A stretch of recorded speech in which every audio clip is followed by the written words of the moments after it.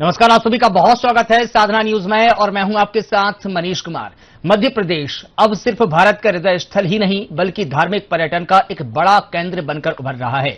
मुख्यमंत्री डॉक्टर मोहन यादव के कार्यकाल में राज्य के प्रमुख तीर्थ स्थलों का जिस तेजी से विकास हुआ है उसने देश विदेश के श्रद्धालुओं को मध्य प्रदेश की ओर आकर्षित किया है। उज्जैन से ओंकारेश्वर तक, अमरकंटक से चित्रकूट तक आस्था के केंद्र अब पर्यटन और रोजगार के नए अवसर भी बन रहे हैं। देखिए हमारी खास रिपोर्ट में।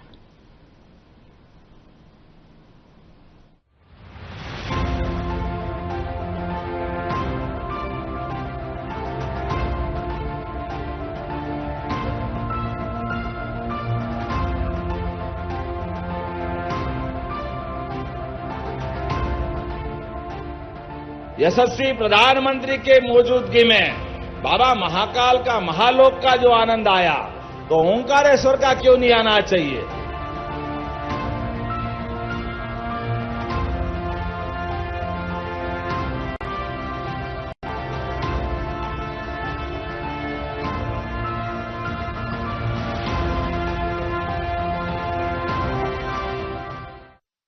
सबकी बेहतरी हो, सब आनंद में रहे, सबके सुख वैभव में वृद्धि हो, प्रसन्न से पता लगे भगवान काशी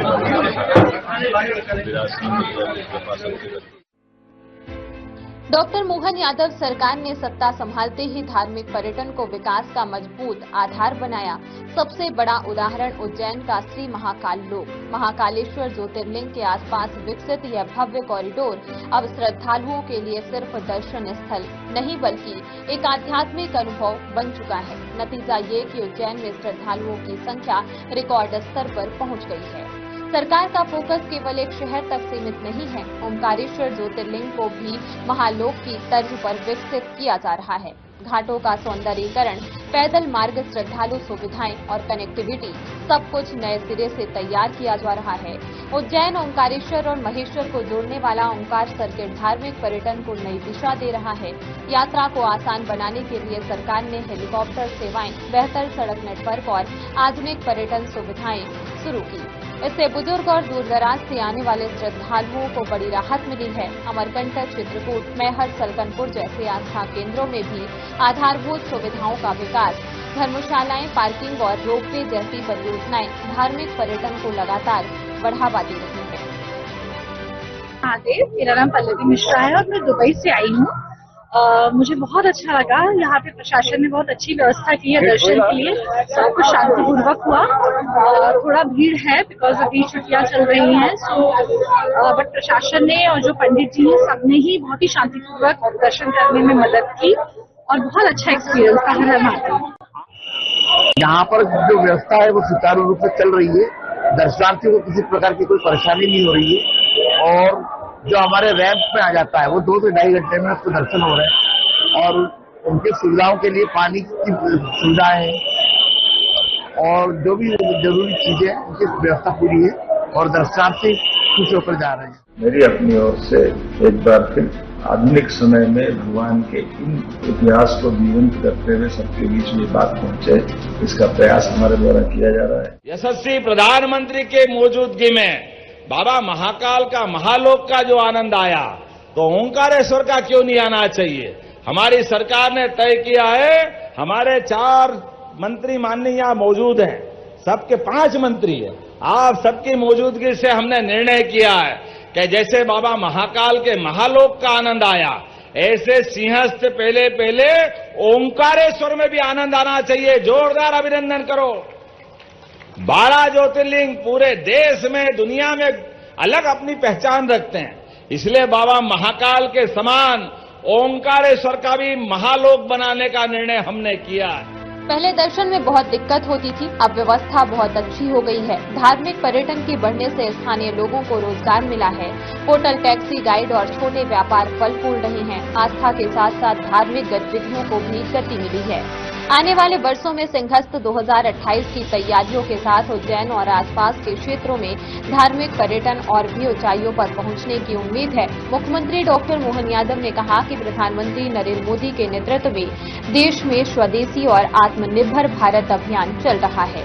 राज्य सरकार भी इस अभियान में हर संभव सहयोग कर रही है। उन्होंने कहा कि हमारी सरकार ने पर्यटन विकास को रोजगार से जोड़ा है। पर्यटन बढ़ता है तो लोगों को रोजगार के नए नए अवसर मिलते हैं।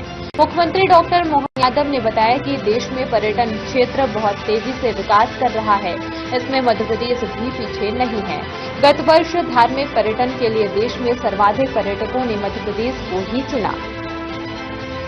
रानी रूपमती महल है, ये जहाज महल है, बाज बहादुर महल है, और जामा मस्जिद है, वो भी बड़ी खूबसूरत है। वहाँ पे भी एंशिएंट टाइम के सारी नक्काशी, उस समय का जो स्ट्रक्चर है वो देखने के लिए मिलता है। बहुत खूबसूरत है Mandav, city of Joy, really it's a city of Joy. जो अब तक नहीं आ पाए हैं उनसे क्या आप अपील करेंगे? मांडव आना चाहिए? बिल्कुल आना चाहिए। जो न्यू जनरेशन है उन लोगों को ये देखना चाहिए कि हमारे जो पुराने समय के राजा महाराजा थे उस समय भी कितने अच्छे से स्ट्रक्चर्स बना लेते थे। बड़े बड़े पत्थरों से इतना अच्छा काम किया हुआ है, इतनी प्यारी नक्काशी की हुई है, हर जगह हाथ से किया हुआ काम है। बहुत ब्यूटीफुल है मांडव। सबसे पहले तो मैं ये बताना चाहूँगा कि मैं मांडू क्यों आया हूँ। हमारी अभी ही शादी हुई थी रिसेंटली कुछ समय पहले, और मेरा एक ड्रीम डेस्टिनेशन था कि हम कपल से आए यहाँ पे। मैंने काफी समय से इस जगह को होल्ड कर रखा था, और काफी खूबसूरत और बढ़िया जगह है ये। और साल का आखिरी दिन है तो परिवार के साथ आ सकते हैं एंजॉय करने के लिए। अभी हमने जहाज महल देखा है, फिर इसके बाद रानी रूपमती महल जाएंगे, और आगे जो भी महल आ रहे हैं काकड़ा को देख के आए हैं। हाँ, जामा मस्जिद देखी थी। मांडव एक बहुत ही प्यारी जगह है, बहुत ही शांत, एकदम ऐसी जगह है जो हमें हर बार यहाँ पर खींच लाती है। और मैं बचपन से ही मांडव घूमती आ रही हूँ, जब से मैं छोटी सी थी तब से हम ये जगहों पे बहुत बार आ चुकी हूँ मैं। और आज का साल का आखिरी दिन है और आज भी हम मांडव ही आए हैं, क्योंकि हमें यहाँ पे जो अनुभव होता है वो हम लोगों को फील करना था, इसीलिए हम यहाँ पर आए हैं। यहाँ इतने मतलब ऐसी जगह है जो लोगों ने नहीं देखी है, और वो इतनी सुंदर है कि लोगों को देखनी चाहिए। ऐसी बहुत सारी जगहें हैं जो लोगों को मालूम ही नहीं है कैसी है, लेकिन वो बहुत ही ज्यादा, ऐसे कहते हैं ना, हिडन जेम है, बहुत ही सुंदर है वो, और लोगों को पता ही नहीं है। मांडव हम लोग कई बार आ चुके हैं, और चूंकि इंदौर में रहते हैं तो इंदौर से 100 किलोमीटर की दूरी पे है। अब इंदौर की जिंदगी बहुत व्यस्तता भरी, भीड़ भाड़ वाली होती है।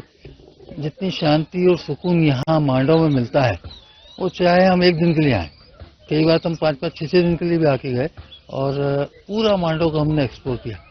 तो जितना यहाँ पे शांति है, और जो एक गांव का एक टिपिकल जो माहौल है किसी भी हिल स्टेशन का या उसका, वो बहुत ही अच्छा है। बार बार यहाँ आने के लिए मन करता है। मैं फर्स्ट टाइम आया हूँ, पर इसका बहुत नाम सुन रखा था मैंने। ये हिस्टोरिकल पैलेस है, बहुत शांत है और बहुत फेमस है ये रानी रूपमती और बाज बहादुर को लेकर के। तो इसलिए मैंने सोचा कि इसको एक्सप्लोर किया जाए, और मैं अपनी फैमिली के साथ यहाँ आया हूँ, और मुझे बहुत अच्छा लगा। ये बहुत ही अच्छा, बहुत शांत और बहुत बढ़िया लग रहा है मुझे। अभी मैं और भी इसको देखूंगा नजदीक से, और इसके बारे में पढ़ूंगा विस्तृत रूप से। पर मुझे देखने में तो बहुत अच्छा लगा, और समझ में आ रही है मुझे। नहीं, किसी भी प्रकार की परेशानी नहीं है। बहुत अच्छा जगह है, बहुत अच्छी पब्लिक है, यहाँ की जनता बहुत ही अच्छी, सपोर्टेबल है। और मुझे अभी 45 मिनट्स हुए हैं, और अभी शाम तक मैं यहाँ रहूंगा और देखूंगा, मैं पूरा एक्सप्लोर करूंगा इसको। और अभी तक तो जो देख रहा हूँ मैं, बहुत अच्छा लग रहा है, बहुत बढ़िया है ये। शासन प्रशासन की नीतियों को देखते हुए और सनातन धर्म का जो इस समय एक नया प्रचार चल रहा है, उसको देखते हुए इस बार काम किया हम लोगों ने। इस बार बहुत सात्विक रूप में हम लोग नया वर्ष मना रहे हैं, जिसमें सभी लोगों का ध्यान रखा गया है। बुजुर्गों का, बच्चों का, खेल भी लाए हैं, लकी ड्रॉ भी लाए हैं, गाने बजाने भी लाए हैं, और बाकी डिफरेंट कई प्रकार के व्यंजन भी हम लोगों ने, अलग अलग देश विदेश के व्यंजन भी लगाए।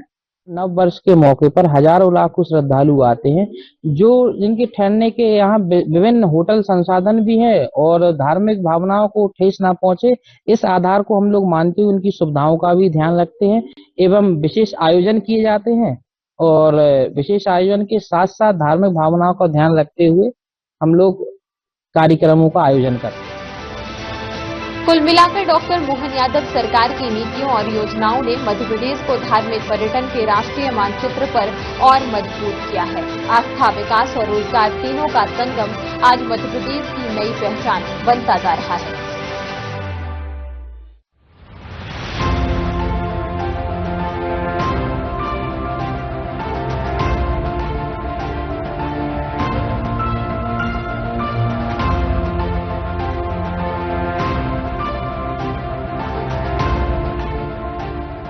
यशस्वी प्रधानमंत्री के मौजूदगी में बाबा महाकाल का, महालोक का जो आनंद आया, तो ओंकारेश्वर का क्यों नहीं आना चाहिए।